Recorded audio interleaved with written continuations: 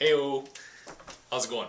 I'm here with two Nikon lenses. I've got the 70 to 300 right here, variable aperture f4.5 to 5.6, 70 to 300 VR lens, and I've got the more pro grade level 70 to 200 VR lens here.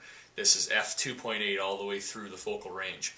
And so I thought I would do a little bit of a review and a comparison of these two lenses, what kind of sets them apart, and just an overall user experience kind of a video, and hope you enjoy it. So I got this 70 to 300 a couple summers ago as a birthday present from my dad, and you know, I always thought it was a pretty good lens, but it wasn't really the pro grade level that the 70 to 200 was. And so I thought, well, it's more for, you know, amateurs or like kind of novice type people.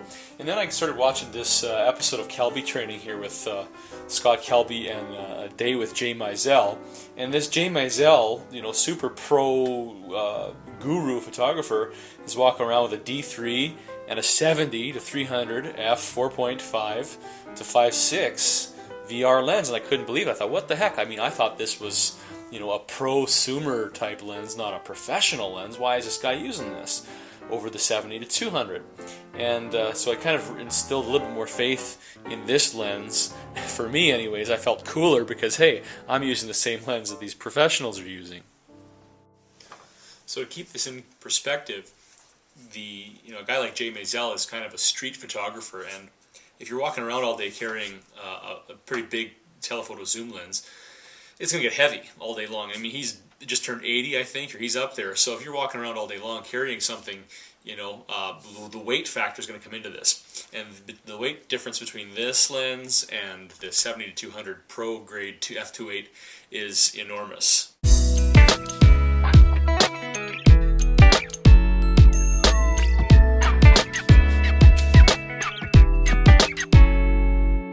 And that's kind of the other side of it too. You're outside as a street photographer, and you got lots of light. You don't have to worry about the low lighting conditions as bad as you would have if you are doing, say, wedding photography inside a church, or you are in other low light situations like at a concert or something like that, where the f2.8 glass is going to come in far more handier. So that's kind of another perspective, and I think that's really where the divide happens as to which lens you need for which activity, what photography you're actually doing, and that's going to make the decision for you between these two lenses. Okay, we'll do a little bit of an autofocus speed test. This is the 70 to 300 f4.5 to 5.6 VR lens at 70. And at 300.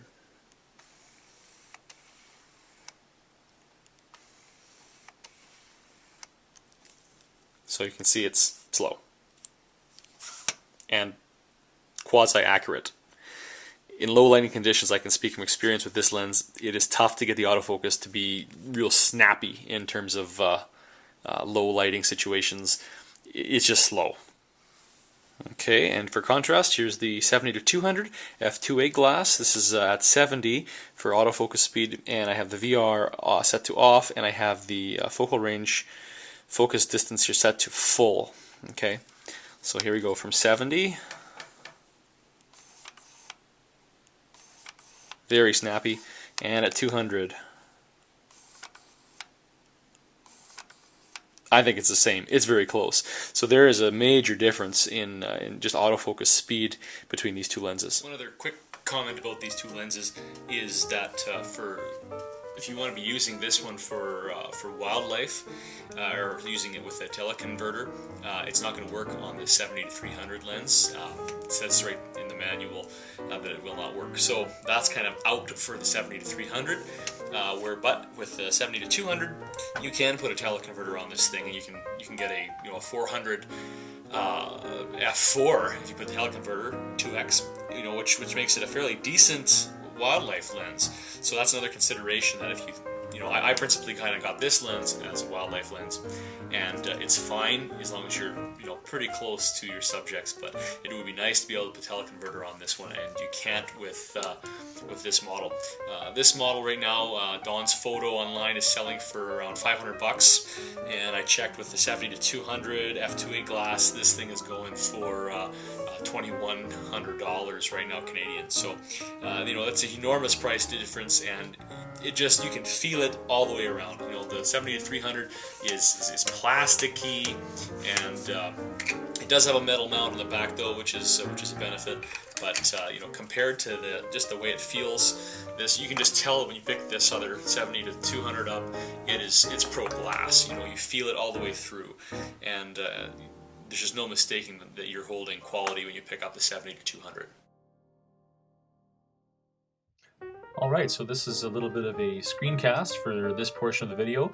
It's a bit of a bokeh test, so we're going to look at this in detail. This is the 70 to 200 at 70 millimeters, and here's my example shot for what I wanted to do and to try to test out the bokeh. I have our little happy couple here, and some out of focus elements. Got a little Dora and my little boy, and some plants and a pineapple, and we're just going to take a look at what this looks like here. So this is at f2.8, as you can see down here, ISO 200, and 1/4 for the time at 70 millimeters. So here is the shot, and you can see that's out in the behind them there. It's not too shabby for f2.8. The out of focus elements, not too bad.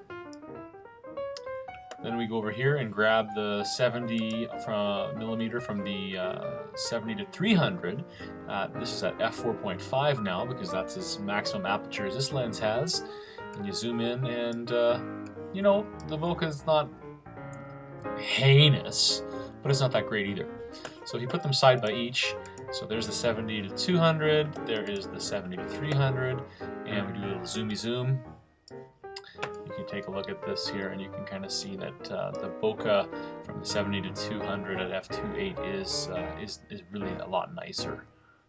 When we do another little zoom in here, when we grab, I don't know, we'll go over here on this side of their heads, and you can take a look at that. So you can see it's just much more buttery looking and just better. Okay, here's the same image of the couple at 135 mil, and again checking out the bokeh here, and this is still at f2.8 on the left for the 70 to 200, and here at 300, and they look a little bit closer here, I think. Bokeh is still a little bit more blurred on the 2.8 lens, but you'll notice something strange between these two lenses. The f2.8 lens is an internal focusing lens, and it looks different at 135 mil than this one here from the 70 to 300 does at 135 mil. It almost looks like the 135 mil is closer than this one does, and that might be because of that internal focusing. I've heard some reports that internal focusing lenses are not true to the focal length, and I'm not sure if that's accurate or not, but it may be one explanation, because this looks more magnified at 135 than does the 70 to 200 f2.8. And finally, for the last image, I went in for 200 millimeter, and again we're going to check the bokeh. There's still some of that difference in magnification happening when you look at where Dora's head is. I didn't move the tripod or anything, or the camera. I just swapped the lenses out, so you can kind of see what's happening here. 70 to 300 on the right, 70 to 200 on the left, and we'll get in see a little more zoomation here, and we'll take a look and see like a little sharpness test. Again, it's a little bit skewed because there's more magnification on this image, but by and large, you know, it's not. It doesn't look that bad to me, either of these lenses, in terms of how sharp they are. Bokeh-wise, we'll go from the shoulder to the spider plant, and the bokeh is softer on the 2.8 for sure. Again, this is already at f5.3, the 70 to 300 when you're racked up to 200 millimeter. So that does, again, it does make for a less pleasing portrait, and the bokeh looks a whole lot nicer at f2.8. So there's kind of a quality comparison of bokeh, the autofocus elements, and the sharpness of the overall shot.